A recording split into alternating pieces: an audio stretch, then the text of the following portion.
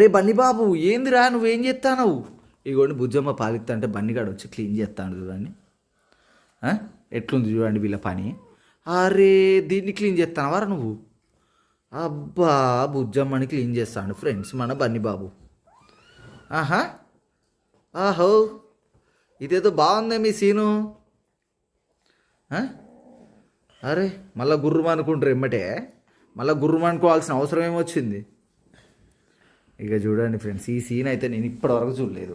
అట్లుంటుంది మరి బన్నీగానితో, పిల్లలతోటి కలిసిపోయినాడు. మస్తు ఆడతాను ఫ్రెండ్స్ పిల్లలతోటి.